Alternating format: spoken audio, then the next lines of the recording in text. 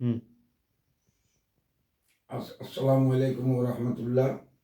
আমি মোহাম্মদ মুর্শিদ আলম, মানব সেবা অধিদপ্তর, নিজ পারগনা, সাগরলেঙ্গা ফেনী। আজকের মূল বিষয় হইল কে নবীর আওলাদ, কে নবীর বংশ আর কে নবীর বংশ নয়।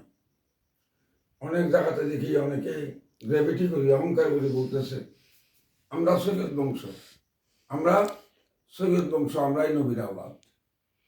কিন্তু আমার নবী পাক সাল্লাল্লাহু আলাইহি ওয়াসাল্লাম বলেছেন, আশিকু ফি কওমি কান নবী ফি উম্মতি। আমার উম্মতের মধ্যে যারা আমার আশেক, যারা ফরজ, সুন্নত, নফল বা ওয়াজিব সব কিছু পালন করে যারা আমায় নবীজির পাগল, তারাই আমার জাত, তারাই আমার বংশ। আশিকু ফি কওমি কান নবী ফি উম্মতি। কাউম মানে বংশ।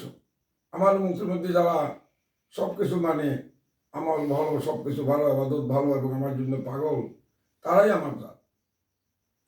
আরো একটা প্রমাণ, হুজুর পাক সাল্লাল্লাহু আলাইহি ওয়াসাল্লামকে যখন কাফেররা বলল যে এই নবী মুহাম্মদ, আপনি আফতার, আপনি নির্বংশ, আপনি নির্বংশ, আপনার কোনো বংশ নাই, আপনার মরলে বাত্তি দিব এরকম কোনো লোক নাই, যেহেতু আপনার ছেলে সন্তান নেই, আপনার বংশ কিভাবে আসবে?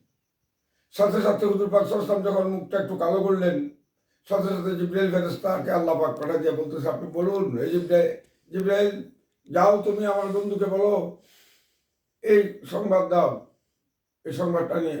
কি সংবাদ? জিবরাইল আসে বলতেছে, বিসমিল্লাহির রহমানির রহিম, ইন্না আ'তাইনাকাল কাউসার। হ্যাঁ, আমি নিশ্চয়, আল্লাহ বলতেছেন, নিশ্চয় আমি আপনাকে হাউজে কাউসার দান করেছি। ইন্না আ'তাইনা কাল কাউসার, নিশ্চয় হাউজে কাউসার দান করেছি। ফাসাল্লি লিরাব্বিকা ওয়ানহার, আপনি প্রভুর উদ্দেশ্যে কোরবানি করুন, নামাজ পড়ুন। ইন্না শানিয়াকা হুয়াল আবতার, আপনাকে যারা আবতার বলছে, নির্বংশ বলছে, তারাই নিশ্চয়, তারাই নির্বংশ। আজ হতে আপনি কিয়ামত পর্যন্ত আমার রাসূল পাক সাল্লাল্লাহু আলাইহি ওয়াসাল্লামের বংশ আসতে থাকবে, আসতেছে, আসতেছিল, আসতেছে, আসবে। তাই এত বোঝা যায় আমরা সবাই নবীর বংশ। আপনারা সৈয়দ বংশ দাবি করেন, আপনারাই নবীর বংশ, মানুষকে ক্রিটিসাইজ করেন, মানুষকে নিজের অহংকার করেন, আপনারাই নবীর বংশ। আর আমরা কি? এই সূরা কাউসারের দ্বারা প্রমাণ হচ্ছে আমরাই নবীর জাত, আমরাই নবীর বংশ। ইন্না শানিয়াকা হুয়াল আবতার, নিশ্চয় ওরাই আফতার, ওরাই নির্বংশ। আপনার বংশ কিয়ামত পর্যন্ত চলবে, চলতেছে না? অতীতে যারা আসছিল তারা নবীর উম্মত, এখন যারা আসতেছে তারা নবীর উম্মত, ভবিষ্যতে যারা আসবে তারাও নবী পাক সাল্লাল্লাহু আলাইহি ওয়াসাল্লামের উম্মত হয়ে যাবে। আমরাই নবীর বংশ, নবীর জাত। এক। দুই নম্বরে, এই যে অনেক দরবারে দেখি বলে যে আমি পীর। ভাই, পীর হওয়া সাধারণ ব্যাপার।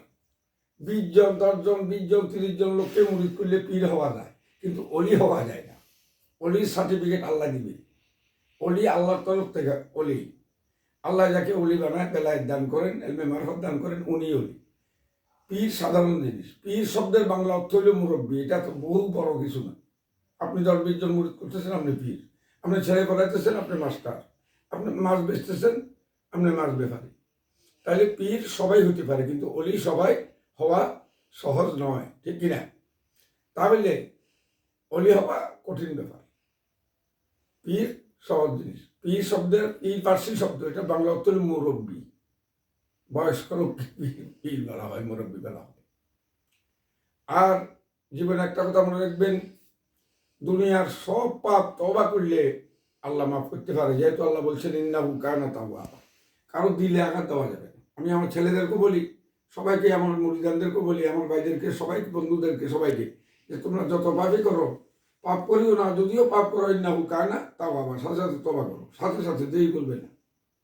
কিন্তু দিল বদস্ত আওয়াত কে হজ আকবর است, আজ হাজারা কবায়ে এক দিল বেহতর است। এই কবায়ে গাহে রব্বে ইব্রাহিম খলিলুল্লাহ, আর এই কবায়ে গাহে রব্বে খুদ জলিলুল্লাহ।